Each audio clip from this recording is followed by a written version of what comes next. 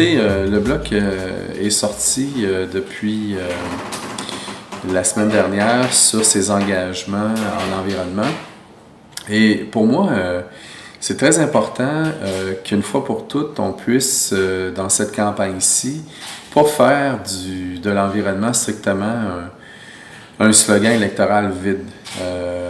La crise climatique, c'est grave.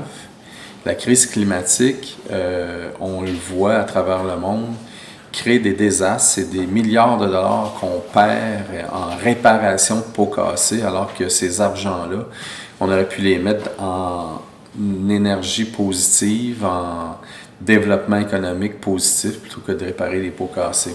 Alors, il n'y a pas de climato-sceptique au bloc.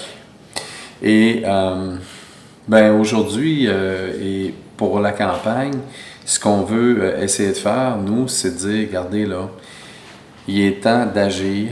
Puis, c'est vrai, il y a des gens qui nous disent, ouais, on a encore besoin de pétrole. Ben oui, il n'y a pas des voitures électriques sur tout le parc automobile, mais il faut faire en sorte que ça arrive le plus vite possible. Donc, c'est sûr que la transition énergétique, peut-être qu'elle va prendre 30, 50 ans, mais ce n'est pas une raison pour penser qu'on a du temps devant nous. Il faut tout de suite l'entreprendre, cette transition-là, pour qu'elle soit efficace, progressive, mais irréversible. Irréversible. Donc, moi, dans ma campagne, je me déplace beaucoup, hein, et j'ai décidé qu'au niveau des transports, j'ai 12 villes, j'ai 3 MRC, j'ai décidé donc que je ferais une campagne zéro émission quand il y a trait au transport. On a donc, même si on n'a pas des budgets qui sont très fastes et qui sont modestes, on a décidé d'allouer une partie donc de nos budgets à une voiture électrique. Et on va en profiter pour l'habiller un peu. Donc, ce sera aussi une publicité ambulante et les gens pourront constater qu'on est sur le terrain. Aujourd'hui, donc, je voulais vous parler d'abord et avant tout, dans un premier temps, de la plateforme du Bloc québécois et des engagements au niveau de l'électrification des transports, puis des voitures électriques. Il n'y en a pas assez, je l'ai dit. Donc, il faudrait qu'on puisse donner un petit coup de main. Donner un petit coup de main, puis créer un incitatif un petit peu plus fort au niveau des constructeurs pour les rendre abordables. Alors, aujourd'hui, je vous rappelle que nous, au Bloc, on propose d'offrir un rabais de 1 500 $ qui s'ajoute au rabais de 13 000 $ qui existe déjà pour les acheteurs dont le salaire est inférieur à 47 000. Parce que les familles à revenus modestes, dans la moyenne, doivent aussi être capables de se procurer une voiture électrique. Ajoutez à ce 1 500 un autre 1 500 si le véhicule que l'on change est de 12 ans. Ajoutez à ce 3 000-là un autre 2 000 si on achète une voiture électrique usagée ou hybride usagée. Donc, c'est 3 engagements pour inciter les gens et permettre aux gens une accessibilité à rouler électrique. Et on dépose aussi une loi zéro émission pour forcer les constructeurs automobiles à rendre disponible un seuil minimal de véhicules électriques sur le marché. Parce que, vous savez, là, ils n'en font pas assez. La demande au Québec, elle est incroyable, puis tu es sur une liste d'attente pour pouvoir en avoir. Donc, voilà pour ce qui est de nos engagements en matière de voitures électriques et accessibilité pour tous. Le deuxième programme important, c'est celui de restituer, de revenir à ce programme qui s'appelait Éco-énergie pour faciliter les rénovations et permettre, par exemple, aux gens d'économiser de l'énergie. Et un programme de subvention, rappelez-vous, ça permettait donc soit de changer ton système de chauffage, que ce soit au niveau commercial ou résidentiel pour éliminer le mazout. Alors ici, on a donc 5 000 $ pour améliorer l'efficacité énergétique de la maison. Les portes, les fenêtres. 5 000 ensuite par logement pour les immeubles à logement multiple. Puis, comme je le disais, 5 000 pour un nouveau chauffage, système de chauffage à énergie propre, que ce soit pour le secteur commercial ou industriel.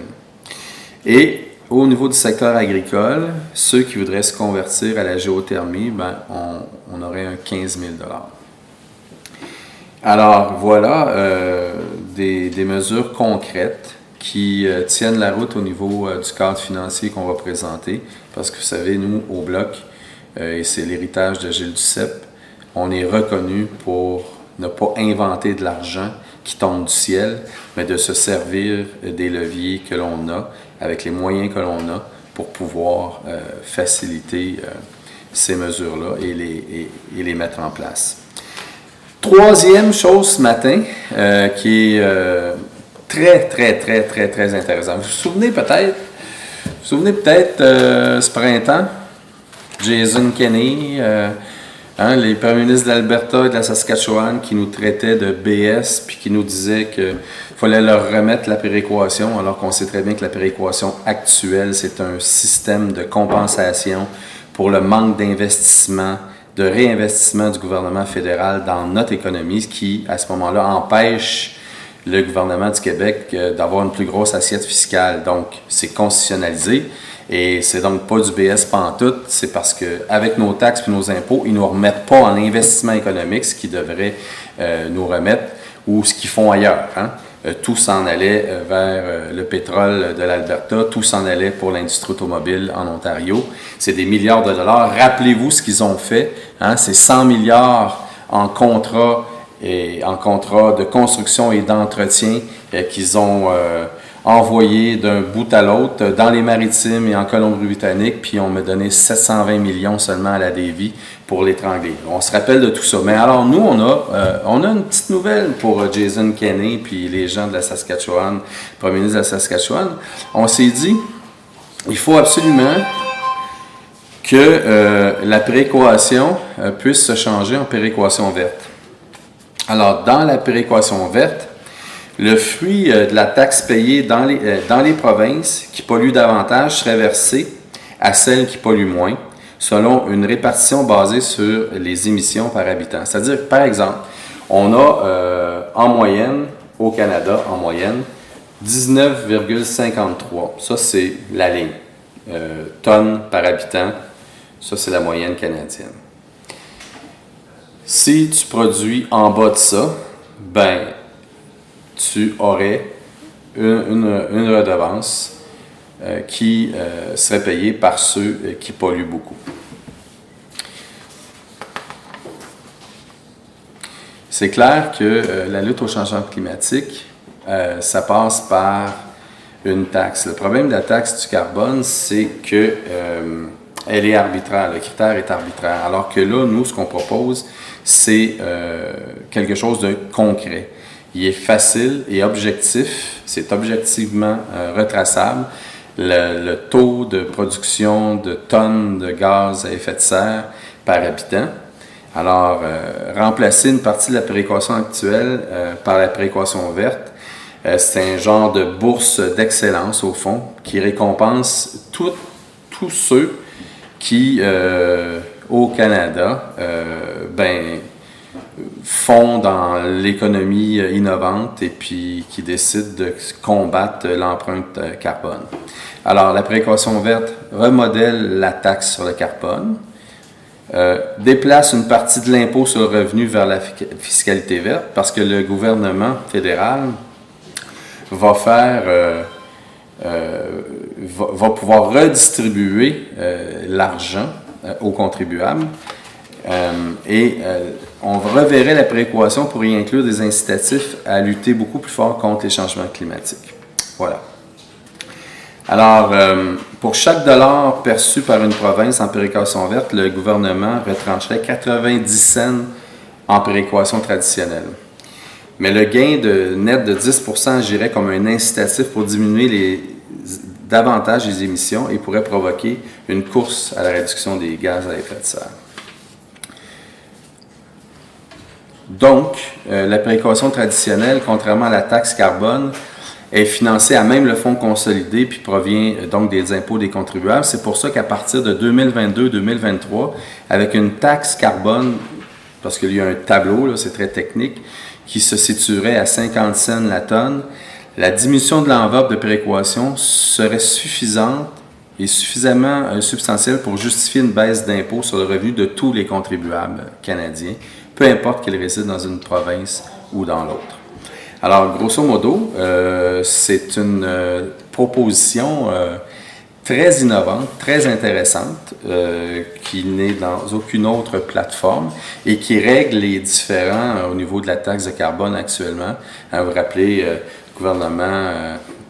l'opposition Scheer et conservatrice qui dit « Ah, c'est bien effrayant la taxe sur le carbone », alors que là, si on se met à réduire et être en bas du seuil canadien, ben, je veux dire, ça va non seulement permettre au Québec de retrouver de l'argent, mais en plus à chaque contribuable de retrouver des baisses d'impôts fédérales.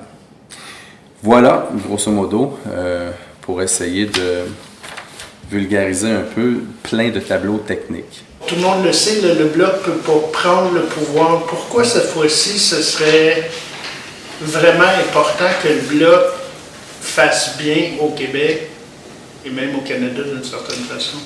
D'abord, faut comprendre que le Bloc québécois, depuis son existence à Ottawa, est allé chercher des gains pour le Québec. Je pourrais, peut-être en fin de campagne, faire le résumé de l'ensemble des gains que l'on a pu faire depuis notre existence à Ottawa. Mais dites-moi, depuis 2011, quels sont les gains que nous avons faits? Nous en avons fait quelques-uns, mais de peine et de misère, parce que le Québec n'est pas respecté à Ottawa depuis 2011, il n'est que toléré. On s'est affaibli beaucoup. Donc, cette fois-ci, dans le fond, moi, là, je dirais aux Québécois, laissez donc le reste du Canada décider de la couleur du gouvernement canadien. Demandez-vous devant le gouvernement canadien qui vous voulez avoir pour vous défendre, porter votre voix puis faire entendre vos intérêts. Parce que c'est ça. Trudeau rentre, il y a 40 députés du Québec, il y a 7 ministres là-dedans, puis ça a donné quoi? Si moi j'avais été un parti reconnu avec 20, 25, 30 députés, devant ces 40 députés sourds-muets puis qui faisaient de l'aveuglement volontaire quand on se levait pour défendre le Québec, je peux vous dire qu'avec 12, 14 questions par période de questions, ça aurait soigné pas mal plus que ça. Et c'est ça la question. Qu'ils soient bleus, qu'ils soient rouges, ils ont tous... Trudeau a continué les politiques, les grandes politiques d'Harper. On voulait sortir Harper, on l'a sorti, on a mis Trudeau, puis là, il y a des gens qui disent « faut sortir Trudeau, puis on va remettre les conservateurs ». Hey, blanc, bonnet blanc, ça va faire. Au Québec, on peut-tu avoir des représentants qui sont là pour la nation québécoise, qui prolongent l'action du gouvernement du Québec puis de l'Assemblée nationale? C'est ça, la vraie question.